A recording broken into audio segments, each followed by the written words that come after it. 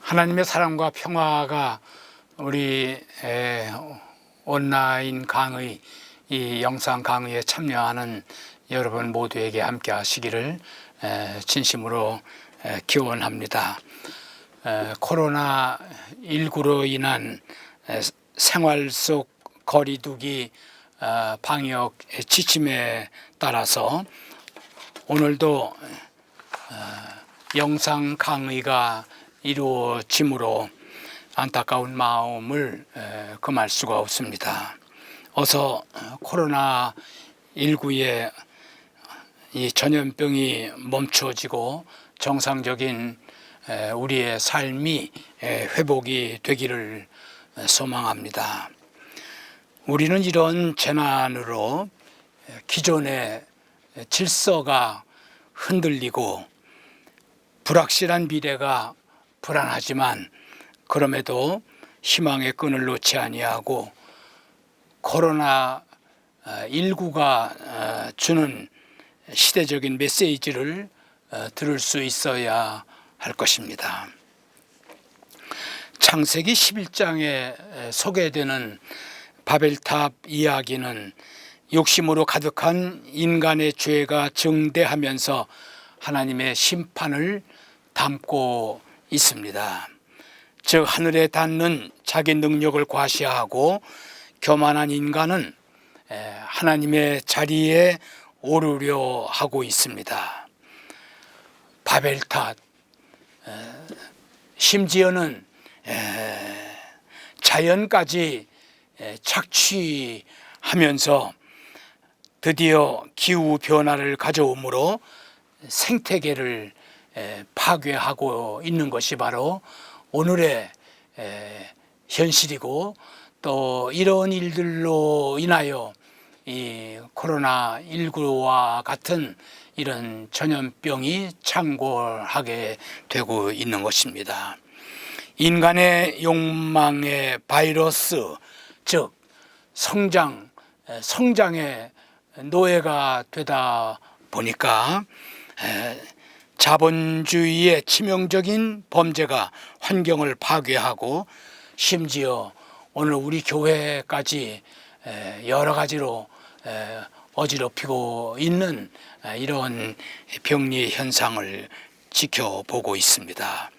코로나19로 인한 한국 교회는 앞으로 어떤 변화를 맞이할 것이며 또 이런 변화에 대해서 어떻게 대처할 것인가, 아마 많은 대처 방안과 또 고민이 있어야 되리라고 생각을 합니다.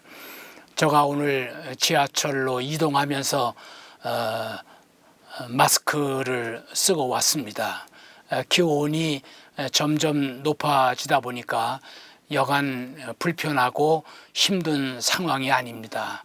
그런데 이것이 한두 주에 끝나는 것이 아니고 올 여름도, 아니 심지어는 내년까지도 많은 사람들이 이런 마스크 쓰는 일이라든가 생활 속 거리두기의 지침이 계속 이어질 거라고 하는 이야기를 하고 있습니다.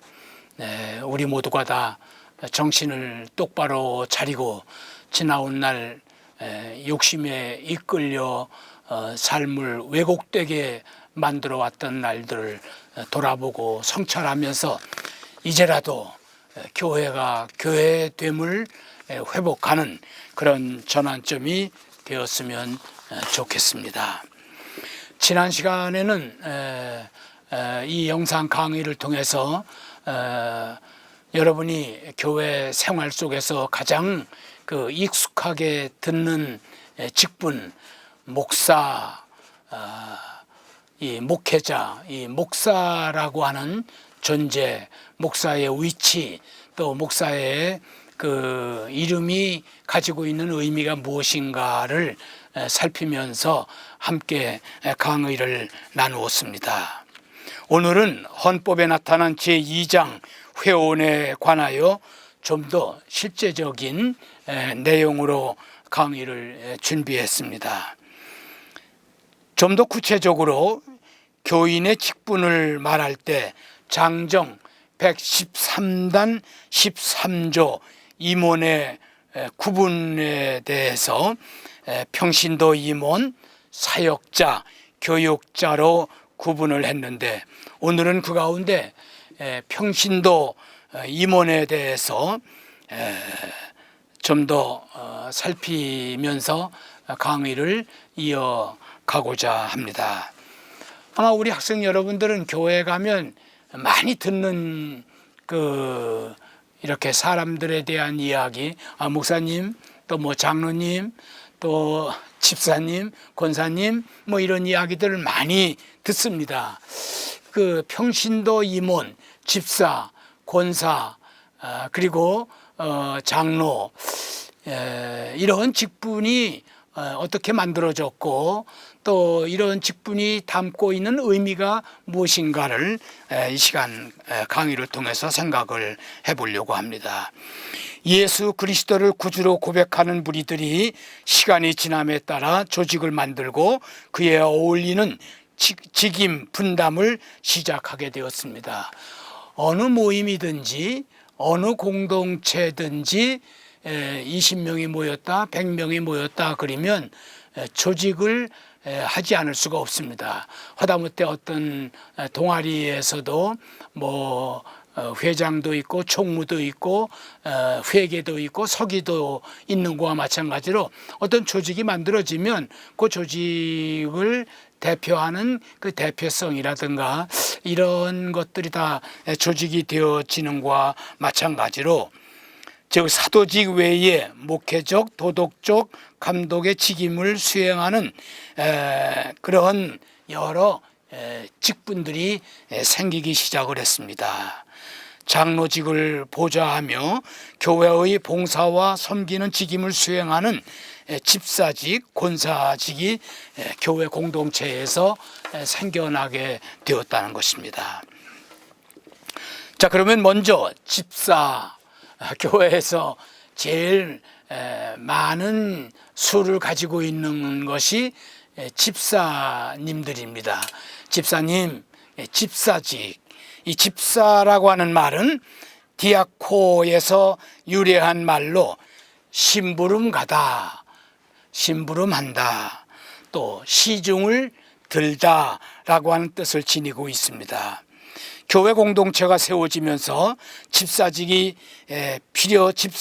필요성이 생긴 기록이 흔히 사도행전 6장 1절로 7절을 그 시초로 이야기하고 있습니다. 즉 사도행전 6장 3절로 4절에 이런 내용이 나옵니다. 형제들아, 너희 가운데서 성령과 지혜가 충만하여 칭찬받는 사람 7을 택하라. 우리가 이 일을 그들에게 맡기고 우리는 오로지 기도하는 일과 말씀 전하는 일에 힘쓰리라. 그런 말씀이 나옵니다. 사람이 모이고 또 여러 가지 일들이 많이 생겨나다 보니까 이 사도들이 기도하는 일에, 말씀 전하는 일에 소홀히 하게 되는 그런 그 상황이 벌어지게 되지 않았는가. 그래서 이 사도들이 이건 아니다, 이러이러한 일들에 대해서는 다른 사람들이 능히 할 수 있는 일이다. 우리는 기도하는 일과 또 말씀 전하는 일에 최선을 다하자. 그런 마음을 가지고 이렇게 말하자면 이 사도를 돕는 사람들을 이렇게 택하게 되었다. 그래서 성령과 지혜가 충만하여 칭찬받는 사람 7을 택하여 7명의, 즉 오늘 우리 교회로 말하면 7명의 집사를 택했다, 이런 이야기죠. 그래서 그 대표적인 사람이 바로 스데반 집사, 우리가 사도행전에 나타난 스데반이라고 하는 사람, 순교자 스데반, 그는 아주 신실한 집사님이었습니다. 이 말씀에 근거해서 오늘의 우리 교회들도 집사라고 하는 직분을 도입하게 되었다는 것입니다. 자, 그러면 어떤 어떤 사람을 모든 교인을 집사로 세운 것이 아닙니다. 어떤 사람이었습니까? 장정상의 그 규정, 조건은 입교인 된 지 2년 이상 된 사람, 신앙이 돈독하고 기독교에 대한 감리회의 교리와 장정을 알고 당회에서 택함을 받고 총회가 제정한 과정고시에 합격한 사람을 가리켜서 집사로 임명을 하게 된다는 것입니다. 그냥 목사가 임명하는 게 아니고 당회가 택하고 또 당회에서 택했을 뿐만 아니라 우리 기독교에 대한 감리회 과정고시, 감리회가 만든 과정고시에 합격한 사람이 바로 집사로 임명을 받는다고 하는 이야기입니다. 집사는 어떤 자리라든가 위치가 아니라 주님의 몸된 교회 안에서의 기능이며 역할입니다. 세례받은 지 2년이면 무조건 다 집사냐? 아닙니다. 여러분, 제가 목회할 때 어떤 사람이 이런 이야기를 했습니다. 나 드디어 집사 땄다, 뭐 그랬습니다. 여러분, 무슨 이 집사직을 맡는 것이 어떤 자리에 오른다거나 어떤 위치에 오르는 것, 어떤 승진, 그런 의미가 아닙니다. 주님의 몸된 교회 안에서의 기능, 또 역할을 말하는 것입니다. 성도를 온전하게 하며 봉사의 일을 하게 하며 그리스도의 몸을 세우는데 사명을 다하는 사람을 가리키고 있습니다. 그래서 사람으로부터 기초적인 교육과 훈련을 통하여 세워져야 한다고 하는 이야기입니다.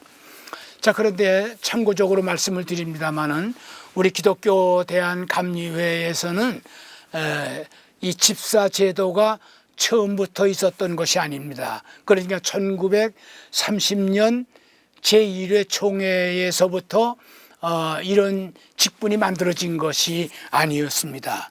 1974년 총회에서 집사 제도를 이렇게 신설을 했습니다. 또 다른 말로 말하면 타교단의 이 직분을 도입을 했다, 이렇게 말할 수가 있겠습니다. 왜 그런 변화가 왔느냐 하면 타교단 사람들이 감리교회로 옵니다. 타교단에서 집사 직분을 가지고 봉사했던 사람들이 감리교로 오면 감리교에서는 집사 제도가 없기 때문에 당시에 속장 제도가 있었기 때문에 그 속장으로 이렇게 임명을 하고 속장으로 부르게 되고, 그러다 보니까 여러 가지로 이질감이 생겨서 좀 정서상으로 좀 문제가 있었기 때문에 과감하게 속장제를 속회 인도자, 속회를 관리하는 그 7세대, 5세대, 10세대 이런 우리 감리교회의 그 생명과 같은 속회 제도를 이렇게 잘 운영하기 위해서 속장 제도를 이렇게 좀 변형을 가져오고, 그 대신에 그냥 세례받은 지 2년 이상 된 사람들을 신앙이 돈독하고 우리 기독교에 대한 감리회 교리와 장정을 아는 사람들이라면 집사로 임명하자. 그래서 집사 제도를 이렇게 도입을 하고 속장 제도의 어떤 변화를 여기서부터 가져오게 되었다고 하는 이야기입니다. 시대의 변화에 따르는 불가피한 방안이었다. 아마 우리가 이렇게 이해하면 좋겠습니다. 자, 다음으로 평신도 임원 중에 집사, 그 다음이 뭡니까? 권사라고 하는 것입니다. 먼저 그 집사는요, 어떤 제한이 없습니다. 다시 말하면 100명의 교인 가운데 집사를 몇 명까지만 둔다, 세례교인 몇 명 중에 한 사람이다, 그런 거 제한이 없습니다. 그런데 권사라고 하는 직분은 입교인 15명 중에 한 사람입니다. 권사는 시라보의 파라클레시를 번역한 말로서 그 의미는 권면하는 사람, 또 격려하는 사람, 위로하는 사람으로 이렇게 이야기를 하고 있습니다. 사도 바울은 로마서에서 하나님께서 우리에게 주신 은사 가운데 권위하는 자면 권위하는 일로, 위로하는 자는 위로하는 일로 이렇게 지적을 했는데, 이것을 우리는 격려하는 또는 위로하는 자로 이렇게 번역을 할 수가 있습니다. 교회 목회에서 여러분 앞으로 목회를 준비하는 사람들 늘 이렇게 머릿속에 기억해야 할 것은, 교회에서 집사님 세우는 것도 아주 소중한 일이고 그렇죠. 그런데 이 권사님들을 잘 세우고 좋은 권사님들과 함께 목회하는 것이 아주 행복한 목회를 만들어 갈 수가 있습니다. 역사적으로 살펴보면 처음에는 미국 감리교회에서 쓰기 시작한 용어로서 감리교회에서 권고하도록 허락을 받고 임명 절차를 거쳐 임명된 평신도, 아주 그 비중이 있는 임원입니다. 우리 감리교회는 안수 집사가 없습니다. 그런데 장로교는 안수 집사가 있죠. 이 안수 집사는 어떻게 보면 장로의 임명을 받는 그런 과정이죠. 마찬가지로 우리 감리교회에서도 입교인 가운데 입교인 15명 중에 한 명이 바로 이 권사로 세움을 받을 수 있기 때문에 이 권사님으로 세울 때 아주 신앙이 돈득하고 아주 신실한 사람으로, 또 열심과 전도할 수 있는 능력이 있는 사람들, 이런 사람들을 이렇게 세우는 것이어야 하는 거죠. 그러나 미국 남북감리교회가 1939년에 연합될 때 권사의 직책과 직무는 장정에서 삭제되어 버리고 말았습니다. 그러므로 우리에게 선교적 큰 영향을 주었던 미국 연합감리교회의 장정에는 없는 직분이 우리 감리교회는 그대로 이 권사 직분을 가지고 있다는 것입니다. 여러분, 미 연합감리교회는 남북감리교회가 연합을 하면서 이런 무슨 권사나 뭐 이런 평신도 직분을 다 없애버리고 커미티별 위원회로 이렇게 교회 조직을 구분을 했습니다. 그래서 목회협력위원회, 무슨 선교위원회, 이런 거 위원회로다가 이렇게 교회 조직을 일대 전환을 가져오게 되었습니다.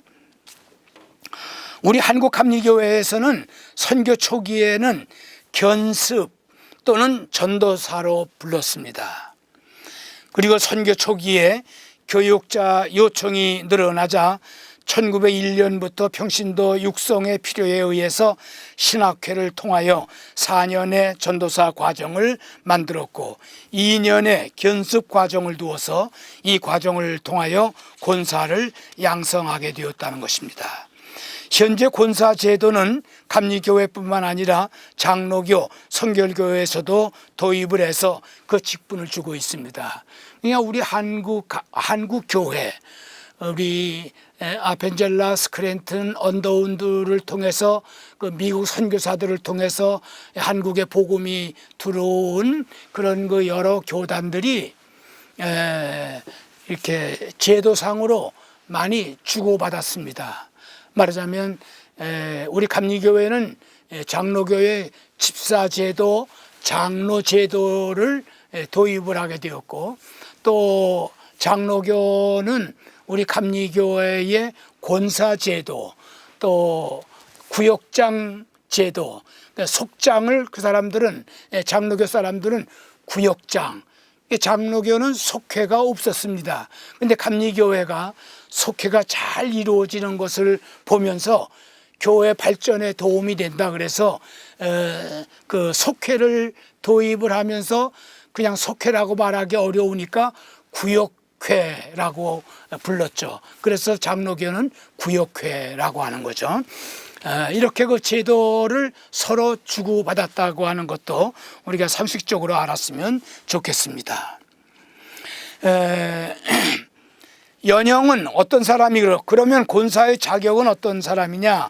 입교인된 지 집사는 2년 이상, 근데 우리 감리교의 권사는 5년 이상, 집사는 2년, 감리교의 권사는 5년, 입교인된 지 5년 이상이어야 한다.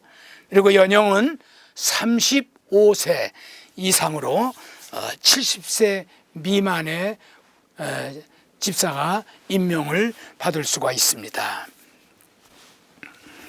신앙이 돈독하고 기독교에 대한 감리의 교리와 장정을 아느니 기도회 또는 다른 사람을 권면하기에 은혜와 능력이 있는 사람,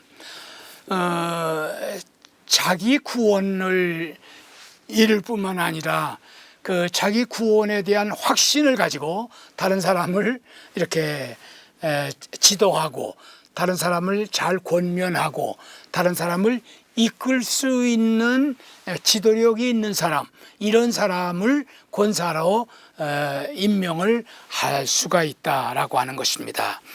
당회에서 택함을 받고 감리회에서 제정한 권사 과정고시에 합격한 사람들, 가급적이면 인가기도가 된 사람이다. 인가기도 무슨 말입니까? 가족 전체가 교회 나오는 사람이어야 한다. 그러니까 권사로 임명을 받으면 다른 사람을 권면하고 다른 사람을 가르치고 다른 사람을 이렇게 위로하고 이런 나누는 위치에 있는 사람인데 자기 가족도 구원하지 못하고 자기 가족도 교회에 나오지 못하면서 다른 사람을 권면하고 다른 사람을 가르친다는 것은 좀 제한이 있지 않겠나. 그래서 가급적이면 인가기도가 되어야 한다. 왜 가급적이라는 말을 붙였느냐? 실질적으로 이렇게 어느 분이 결혼을 했는데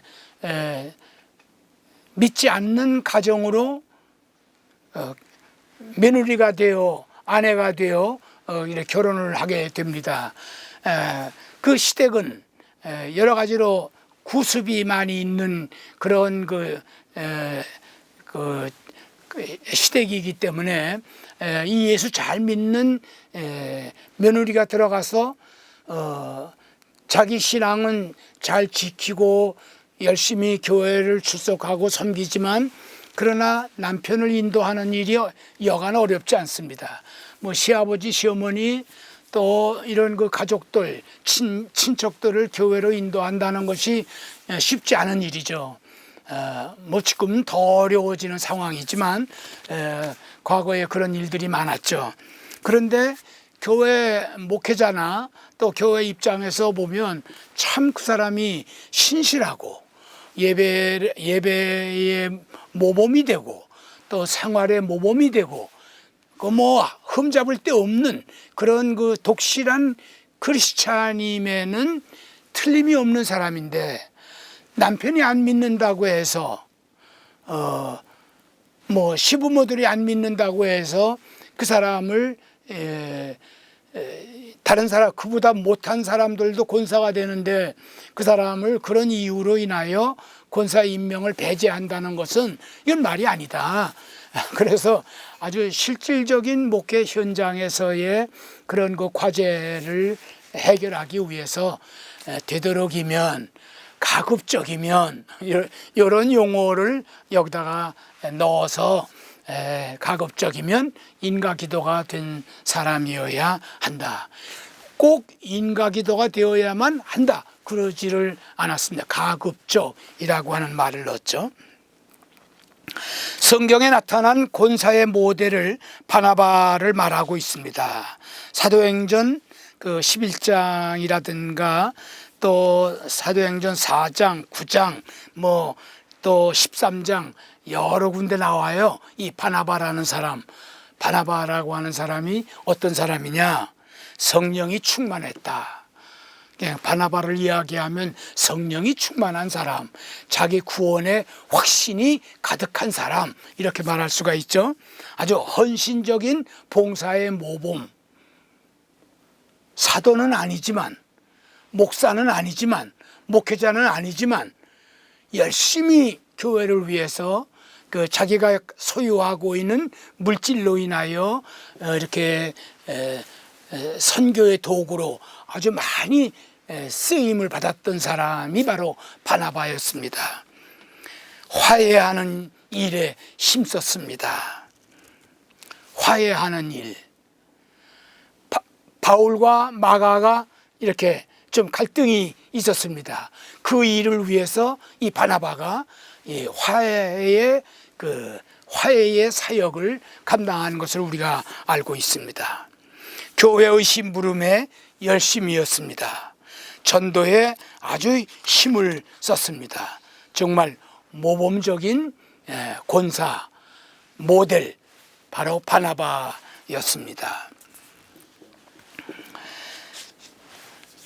자, 그런데 우리 감리교만 갖고 있는 독특한 직분이 있는데 바로 속장제도입니다. 아까 앞에서 말씀드렸죠. 감리교회는 이 속회, 구역구역, 우리 웨슬리 선생이 신성구락부를 만든 것처럼 이렇게 옥스퍼드 대학에서 또 그룹 했던 것처럼 그런 그 독특한 그런 그룹을 만들어서 거기서 기도하고 거기서 서로 힘을 모으고 그리고 전도에 힘썼던 그런 일들이 바로 우리 감리교회의 속회입니다. 감리교회 그러면 어느 교회나 속회 제도가 있습니다. 크든지 작든지 많든지 적든지 모든 교회가 다 속회 운영을 합니다. 믿음 속, 사랑 속, 소망 속, 뭐 서대문 1속, 서대문 2속, 서대문 3속 뭐 여러 가지 그 지역이라든가 그런 이름을 붙여서 그 속회를 운영을 합니다. 그런데 그 속회에 장이 있습니다. 속회를 운영하는 장, 그 장이 속장입니다. 이 속장은 7명, 9명, 5명의 그 그룹의 대표자일 뿐만 아니라 그 사람들의 신앙을 지도하고 격려하고 위로하는 일에 책임을 가진 아주 소중한 자산입니다. 이 사람을 가리켜서 속장, 이 속장이 바로 예산을 다루고 또 교회 인사를 다루는 구역회 회원이 됩니다. 그러니까 뭐 집사나 권사 중에서 속장을 세울 수 있기 때문에 이 사람들은 이미 임원회도 참석하고 그렇지만 이 속장은 집사 직분을 가졌다 할지라도 속장이기 때문에 구역회에 참여도 하게 되는 거죠.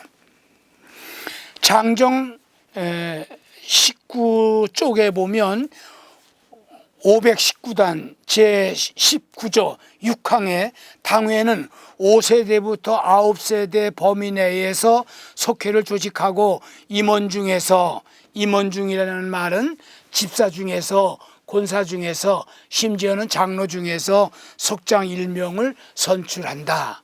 그러니까 이 감리교회의 속장은 아주 귀한 존재, 뭐 다 귀하지만 이 목회자 입장에서는 이 속장이 아주 목회의 아주 소중한 자산으로, 소중한 존재로, 소중한 협력자로 아주 동역자 역할을 함께하는 제도, 그 직분이 바로 속장입니다. 속장을 잘 세워야 된다고 하는 이야기죠. 이분들의 역할이 중요한 거죠. 장로교의 어느 목사님이 우리 감리교 목사들 모아놓고 세미나 하면서 이렇게 웃으면서 쪽으로 이런 말을 했습니다. 여러분, 우리 감리교하고 장로교하고 이렇게 교회 직분 제도 속에서 하나씩 주고받은 거 있습니다. 그러면서 그때 말하기를 그분이 감리교회는 장로교로부터 장로 직분을 이렇게 받았고 우린 집사도 받았지만 하여튼 그분이 말하기를 장로 직분을 받았고, 그리고 장로교는 감리교회로부터 구역회, 속회를 수입을 했습니다. 그런데 우리 목사의 입장에서 가만히 생각해 보면 교회 성장에 우리 장로교가 더 수지 맞았습니다. 장로교가 더 많은 이익을 보고 있습니다. 이제 그만큼 감리교의 속회, 이 장로교의 구역회, 이게 아주 구역회가 자기네 교회 발전에 큰 도구로 쓰임받게 되었다. 이제 그런 이야기를 들었던 기억이 나고 있습니다. 감리교 조직의 일선에서 뛰는 사람들입니다. 어떻게 보면 군대로 말하면 최전방의 지휘관입니다. 최전방의 지휘관이죠. 감리교 조직의 일선에서 뛰는 사람들, 아주 중요한 역할을 감당하는 사람들이 바로 이 속장이라고 하는 것 늘 기억하기를 바랍니다. 그래서 이 속장은 확신과 체험적 신앙을 가져야 한다. 확신을 가지고 자신 있게 나설 수 있는 사람이어야 한다. 지적 능력을 갖고 조리 있게 지혜롭게 가르칠 수 있어야 된다. 그리고 신앙적인 면이나 기타 모든 생활에서 모범이 되어야 한다. 기도와 성실함으로 신뢰를 받는 사람이어야 한다라고 하는 이야기입니다. 그 다음에 우리 평신도 임원 가운데 집사, 권사, 그리고 감리교의 특색 가운데 하나 속장이라고 하는 제도도 말씀을 드렸습니다. 또 하나 평신도 임원 중에 하나가 장로라고 하는 제도입니다. 히브리어 자켄이라고 하는 말은 노인, 늙은이, 연장자라고 하는 뜻으로 이스라엘 공동체의 지도적 인물에 대한 직명이었습니다.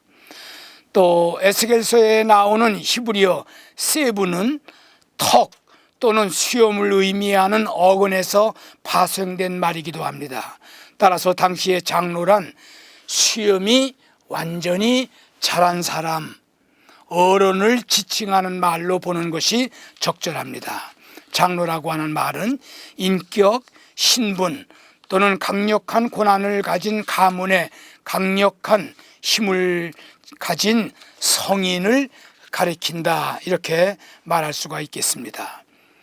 즉 율법을 해석하고 율법을 범하는 자들에게 적절한 형벌을 내릴 수 있는 그런 지위에 있는 사람이 바로 장로였습니다. 그러나 신약성서에서는 장로 제도에 관한 자세한 기록은 나타나고 있지 아니하고 단편적인 언급만 있을 뿐입니다. 사도행전 11장 30절, 또 14장 23절, 15장 2절, 20장 17절, 그저 단편적으로만 이렇게 나타나지 더 이상의 어떤 의미를 담고 있지를 않고 있습니다. 자, 그러면 감리교회에서는 장로란 어떤 것입니까? 초기 한국 감리교회에서 장로라는 명칭은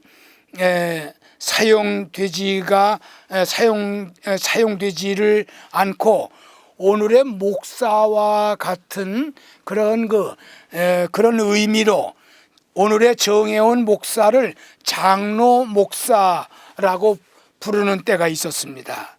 오늘의 장로하고는 전혀 다른 교육자 직분이었죠.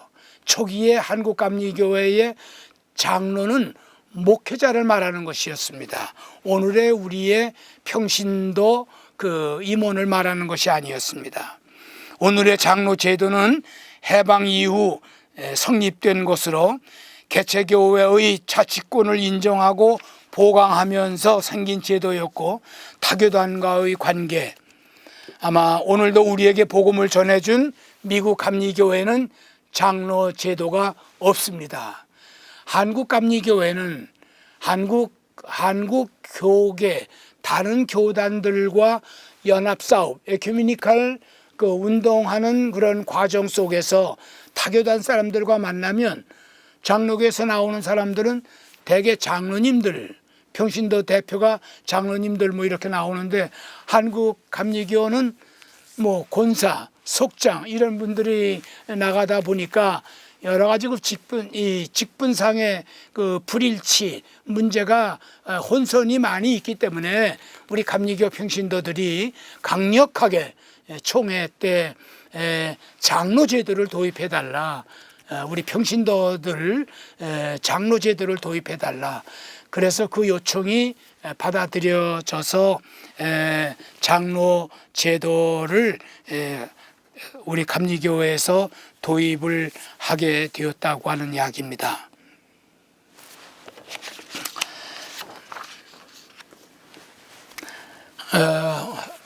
벌써 시간이 다 되었기 때문에 여기까지만 말씀을 드리고, 다음 시간에 장로에 대한 보강을 좀 하고, 그리고 감독제의 변천에 대한 강의를 하도록 그렇게 하겠습니다. 여러분, 오늘도 이렇게 온라인상으로 영상으로 만나게 돼서 좀 불편은 하지만, 또 여러분 이 강의가 여러분들에게 많은 도움이 되기를 바라면서 다음 이 시간 또 만나겠습니다. 반갑습니다.